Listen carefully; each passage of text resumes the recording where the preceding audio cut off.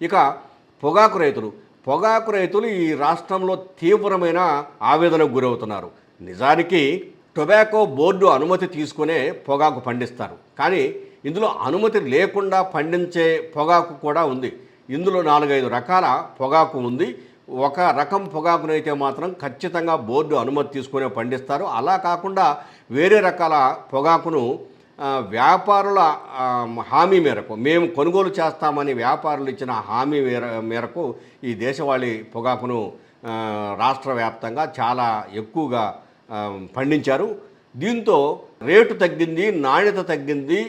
ఈ వర్షాభావము, ఈ ప్రభావం వల్ల సరైనటువంటి మంచు పడకుండా పోవడం వల్ల నాణ్యత తగ్గిందని చెప్పేసి వ్యాపారులంతా కొనుగోలు చేయకుండా మానేశారు. ఎవరైతే విత్తనాలు ఇచ్చి పంట ఏమని చెప్పారో వాళ్లే కొనుగోలు చేయకుండా మానేశారు. దీంతో పొగాకు రైతులు తీవ్రంగా నష్టపోయే పరిస్థితి వచ్చింది. ఇప్పుడు సుమారుగా ఒక 100 మిలియన్ టన్నుల పొగాకు ఆంధ్రప్రదేశ్ రాష్ట్రంలో అమ్మకానికి రెడీగా ఉంది.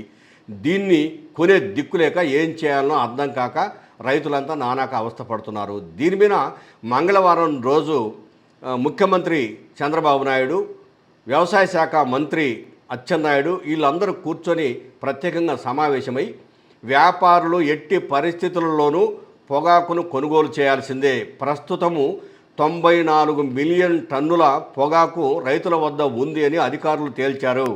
ఈ మొత్తం పొగాకును కేజీ 200 రూపాయల లెక్కన కొనుగోలు చేయాల్సిందే అని చెప్పారు. కానీ ఖచ్చితంగా కొనుగోలు చేయించడానికి మాత్రము సరైన చర్యలు తీసుకోలేదు అనేది పొగాకు రైతు సంఘాల నాయకులు వీళ్ళందరూ చెప్తున్నమాట. నిజానికి పొగాకు బోర్డే కొనుగోలు చేయొచ్చు. బోర్డు కొనుగోలు చేసి ఆ తర్వాత సరే ఏదన్నా ఒక 10 రూపాయలు నష్టమైనా లేదా 10 రూపాయల లాభం వచ్చినా మళ్ళీ బోర్డు విదేశాలకు ఎగుమతి చేయొచ్చు. లేదా వ్యాపారులకు ఇప్పుడు రకరకాల పొగాకు కంపెనీలు ఉన్నాయి, పెద్ద పెద్ద కంపెనీలు ఉన్నాయి, ట్రేడింగ్ కంపెనీలు, వీళ్లకు అమ్ముకోవచ్చు. వాళ్ళు ఎలాగో విదేశాలకు ఎగుమతి చేస్తారు, లేదా స్వదేశంలో కూడా కంపెనీల ద్వారా ఈ సిగరెట్ ఉత్పత్తులు, రకరకాల ఉత్పత్తుల కోసం వినియోగిస్తున్నారు. ఇప్పుడు ఏదైతే పొగాకును రైతు పండించారో ఈ పొగాకులో నాణ్యత లేదు అనే దాని మీద తీవ్రమైనటువంటి వ్యతిరేకతను వ్యాపారులు వ్యక్తం చేయడంతో పాటు రైతులను కూడా పట్టినట్టు, లేదా పొగాకు బోర్డులో మీ ఇష్టమైతే ఇవ్వండి లేకపోతే వెళ్ళిపోండి అని చెప్పేసి రైతులను పొగాకు కొనుగోలు వ్యాపారులు ఇబ్బందులు పెడుతున్నారని చెప్పేసి రైతులు చెప్తున్నారు. ఇప్పుడు ఈరోజు బుధవారం రోజు పశ్చిమ గోదావరి జిల్లా దేవరపల్లి పొగాకు బోర్డును మాజీ ముఖ్యమంత్రి వైఎస్ జగన్మోహన్ రెడ్డి సందర్శించి అక్కడ రైతులతో మాట్లాడి మీ సమస్యలు ఏంటని అడిగితే వాళ్ళు చెప్పింది ఒకటే, మా దగ్గర ఉన్న పొగాకును వ్యాపారులు కొనుగోలు చేయడానికి ముందుకు రావట్లేదు, వెనుకంజ చేస్తున్నారు. అదేమిటంటే మీ పొగాకులో నాణ్యత లేదు, నాణ్యత లేని పొగాకును మేము విదేశాలకు ఎగుమతి చేయలేము, మా వల్ల కాదు, 170 రూపాయల కేజీ ఇస్తే కొంటాం లేకపోతే లేదని చెప్పి తేల్చి చెప్తున్నారు.